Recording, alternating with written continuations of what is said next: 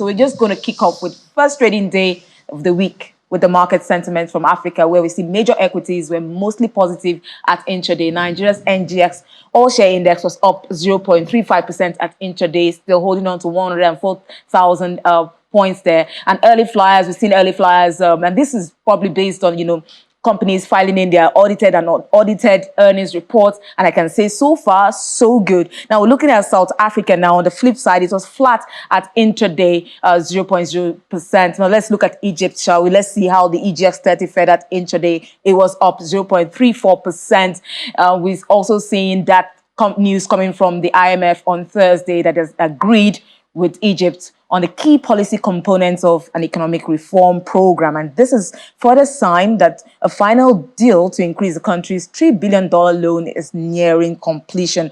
Now, while we saw a positive close on Friday for Nairobi Stock Exchange, up 0.5%. Now, let's get a deeper sense of what's happening in the markets here in Nigeria, especially in the economy. And we are joined virtually by Mr. Pabina Yinkere, is the business head, asset management, Nuremberg. Good afternoon, sir. It's good to have you. So last week, the Central Bank of Nigeria, we had a flurry of, publications, let's say, public notices from the Central Bank of Nigeria, circulars, the market was saturated with these circulars in terms of its FX policies and other things like that. And he said, one of the things they said is it was stopping daily cash reserve ratio, that's CRR debits for commercial banks. Could you tell us what are the possible implications of this decision on the stability of the financial system in the country, and what signal does it send to the markets? Okay, thank you for having me. I hope I'm audible enough.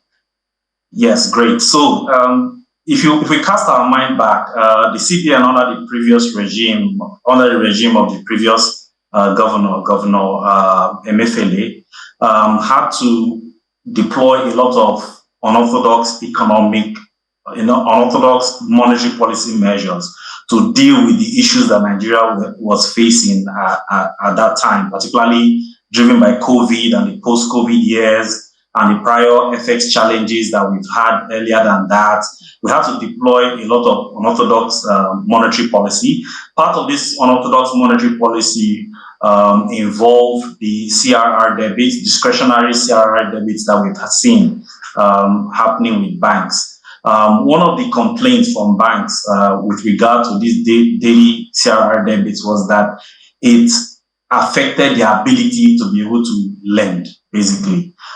Because what happens is that for every cash that comes in every day, you are being slammed for it. So it was a disincentive for banks to want to lend. It was quite strenuous, quite aggressive.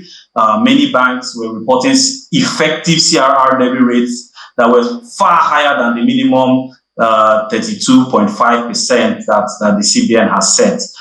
We had banks reporting as much as 50, even some of them nearly 60% effective CRR debit rate. So in a nutshell, this really affected banks' ability to be able to lend. But what we are seeing with the new CBN regime is a plan and a target towards returning Nigeria's monetary system back to orthodoxy, right? So as you can see, this rollout of many circulars coming out of the central bank last week is all in a bid to ensure that we realign back to an orthodox monetary policy system. And if you look at the CRR debit circular that came out, what it seems to do is to enable banks and lessen that burden of daily CRR debit so that it can create an avenue for banks to, one, go back to their effect to what their real CRR rate should be, 32.5% on the first instance. They have taken some moves around this earlier in 2023, but now what they're going to do is to even smoothen out that process better and gives banks an opportunity to be able to really lend to the economy. I think it's a good positive signal for banks that this is coming out, because it gives them the ammunition to be able to serve that purpose of intermediary in the economy. I think it's very vital that we do that. But on the other hand, it is also, while it has released the carrot, it has also thrown, wielding the stick, because part of this CRR communique is that banks that are failing to meet up with their minimum loan to deposit ratio of 65% would have to suffer a heavier CRR debit on the portion that is not meeting up to the loan to deposit ratio. So a bit of a carrot and stick approach, but I think it's all in the right direction. If you want banks to lend, you need to give them the opportunity to do that lending, and at the same time also create a disincentive, or rather an incentive, if you will, to want to get banks to lend. So these are I think they are positive developments. That's a very good. I did like that term you used there, an ammunition to the market. But is it going to be a positive ammunition for inflationary? Is it going to stoke inflation further than it already is? The pressures are already much for that rate right now. So what do you see more liquidity coming to the system doing to inflation? I wouldn't necessarily say more liquidity, because one of the impacts of this you would expect again is that we should expect a tighter monetary policy posture by the central bank. So I think from that perspective, we should be able to curb whatever inflationary impact could come through. Okay. If you recall, because of this aggressive CRR debit stance, many banks were unwilling to take deposits from depositors, and even when they did, they sort of like priced it lower, So I think one of the first things that will follow through with this is that interest rates would have to rise, which at this point in time is the CBN's leaning. It had said earlier that it wants to start looking at targeting inflation. So all of these moves we are seeing is a deliberate step towards creating a tighter monetary system, but at the same time, a monetary system that still allows the economy to function.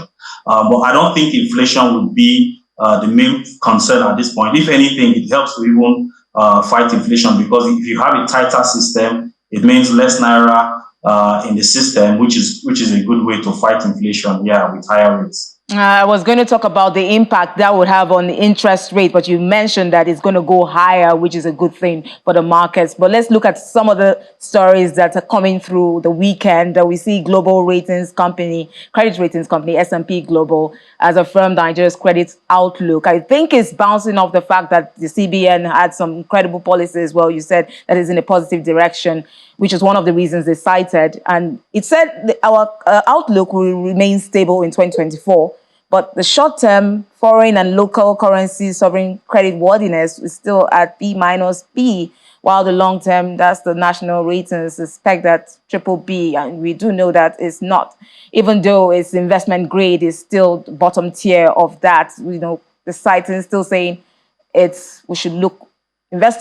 should still look with caution at our credit worthiness. What do you think? How do you think this is going to affect? How do you think this is going to affect the government's reform agenda against the possible risks, such as inflation, as I mentioned, and the volatile currency that we're experiencing? Okay, I don't think the affirmation of the credit rating really changes a lot in the Nigeria picture today. And I'll say why. If you look at what has happened, I think for international investors, the relevant rate here is the foreign currency credit rating, which is still a B-. That didn't change, so it doesn't really change Nigeria's stance, as a credit counterparty. On the domestic front, I'm a little concerned at what metrics the rating agency has used, because if you recall, a government in its local currency is the most credit-worthy organization or credit-worthy body in its own local currency, and that's driven by the fact that it is the only institution that has the power to print money. It is the only institution that has the power to raise taxes. So I would imagine that if we look through credit ratings across most countries, you'll find that the domestic long-term and short-term credit rating should be AAA because of that factor. So we need to look a lot more at what the credit rating agency is looking at when they issue the BBB rating for our local currency. I'm not so very convinced there. I think our credit rating should be at most AAA for Nigeria's local currency.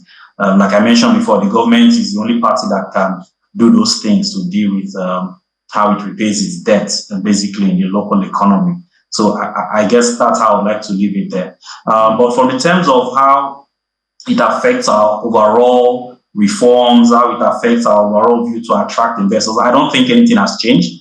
People know where Nigeria is today. They know what the challenges are. And we can see that some of these reforms have kickstarted when this new government entered. We've had reforms in the fuel subsidy. We've had reforms in and around the currency, which continues to happen. It was never going to be a simple solution for Nigeria. We all knew that whatever government coming in would have to make some tough decisions. And those tough decisions have happened. The country is living with it, but I tell you, a lot of people are crying out. We did hear your guest earlier, your DG, Abel, speaking about the food crisis.